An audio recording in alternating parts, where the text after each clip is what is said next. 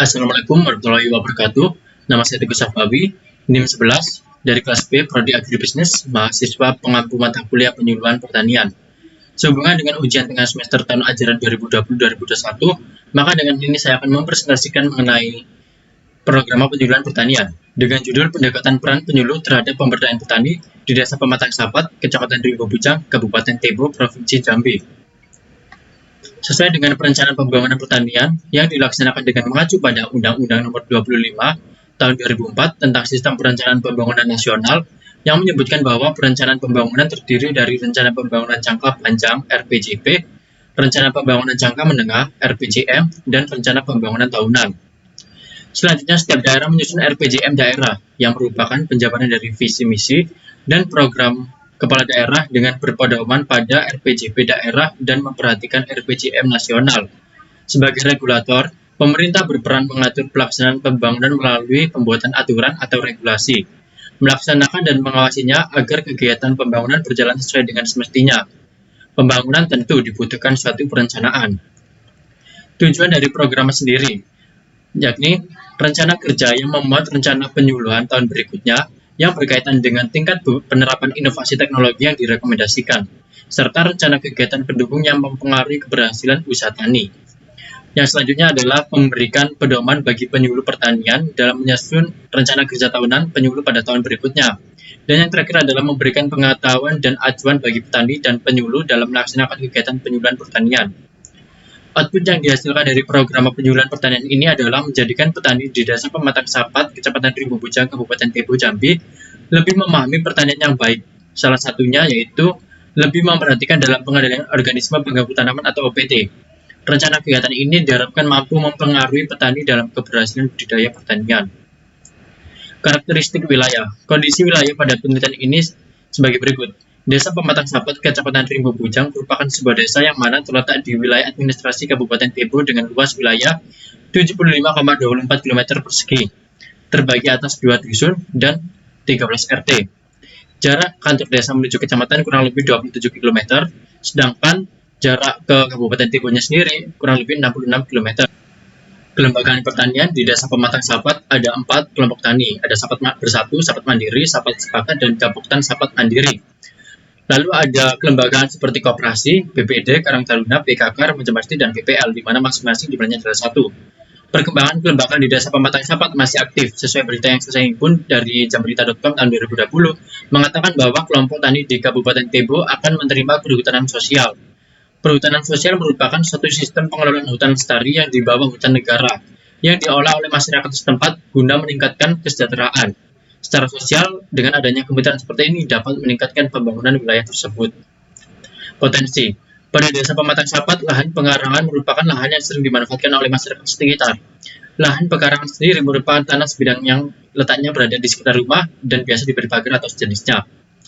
Komoditas yang biasa dibudidayakan antara lain adalah tanaman pangan, tanaman bernilai tinggi seperti buah-buahan, sayuran, lalu ada peternakan seperti unggas, ayam, dan ternak lainnya. Lalu ada budidaya ikan seperti ikan hias, produksi daging, dan pembenihan. Lalu ada potensi dari tanaman pangan sendiri, ada jagung dan kacang tanah. Tanaman hortikultura ada kangkung dan bayam. Produksi yang masih cukup rendah yang disebabkan oleh cuaca yang tidak menentu dan kegagalan panen yang disebabkan oleh organisme pengganggu tanaman atau OPT. Selain ada potensi dari produksi tanaman pangan dan hortikultura, ada potensi dari peternakan dan ikan dan budidaya ikan. Isu permasalahan antara lain adalah sebagai berikut. Yang pertama, pengolahan tanah.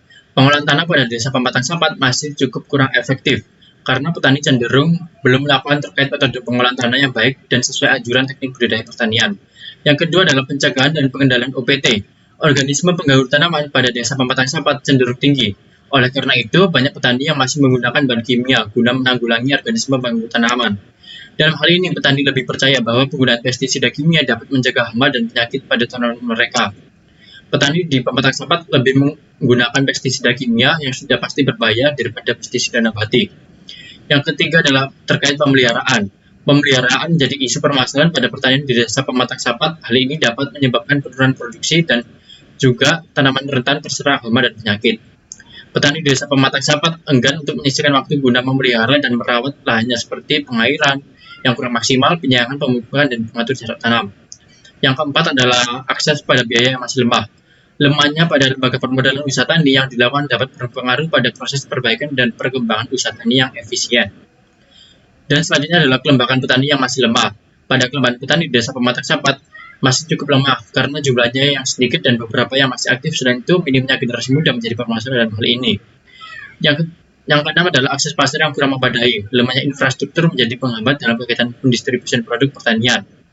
Dan yang terakhir adalah minimnya pemuda yang bekerja di sektor pertanian. Sesuai pada potensi sumber daya manusia di Desa Pematang Sampat, dapat terlihat bahwa yang bekerja di sektor pertanian masih minim.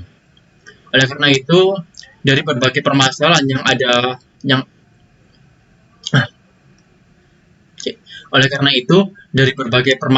ada, maka kegiatan program penyuluhan ini lebih menekankan pada pencegahan dan pengendalian organisme pengganggu tanaman.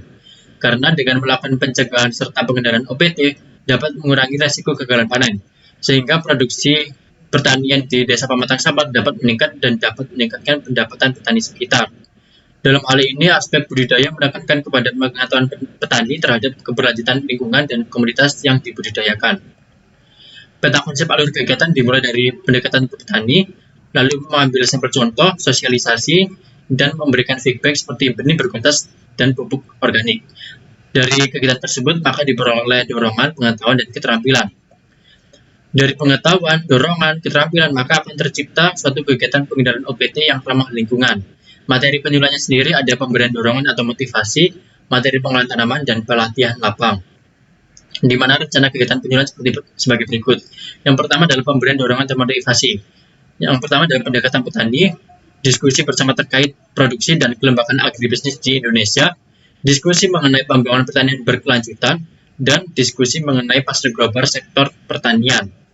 Yang kedua adalah materi pengolahan tanaman, di mana nanti ada kegiatan sosialisasi mengenai komunitas pertanian yang berpotensi di Desa Pematang Sampat, diskusi terkait organisme pengganggu tanaman, serta tata cara menanggulangi dan pencegahan. Yang ketiga adalah sosialisasi mengenai pestisida, dan yang terakhir adalah pembekalan lapang. Kegiatan yang terakhir adalah pelatihan lapang, di mana meliputi arahan lahan, pengolahan lahan, percobaan lahan, pemasangan jebakan untuk hama, dan pemeliharaan yang meliputi pemakaian pupuk organik, pestisida nabati, dan pengairan. Dapat disimpulkan, program penyuluhan pertanian yang disusun di Desa Pematang Sampat, Kecamatan Ribu Bujang, Kabupaten Tebo, Jambi, adalah suatu rencana kerja yang tertulis yang berdasar pada kebersamaan, keterpaduan, dan partisipatif dengan petani sekitar, di mana rencana ini memuat keadaan wilayah, masalah, dan rencana kegiatan penyuluhan pertanian di Desa Pematang Sampat. Program penyuluhan pertanian ini dibuat yang berguna sebagai acuan terhadap kerja penyuluhan pertanian yang akan dilaksanakan dan akan dijelaskan oleh penyuluh yang berada di wilayah kerja penyuluh pertanian atau WKPP. Perihal memberikan dorongan serta mensosialisasikan pengetahuan terkait pertanian yang baik, salah satunya pengendalian organisme pengganggu tanaman atau OPT. Dalam program penyuluhan yang akan dilakukan, petani menjadi subjek kegiatan ini. Pembangunan pertanian yang ada di Desa Pematang Sampat, Kecamatan Ribu Bujang, Kabupaten Tebo, Jambi, melibatkan seluruh pihak yang terkait, baik masyarakat, petani, pemerintah, dan lembaga lainnya. Jadi bukan hanya penyuluh saja. Terima kasih presentasi dari saya, kurang lebihnya mohon maaf. Wassalamualaikum warahmatullahi wabarakatuh.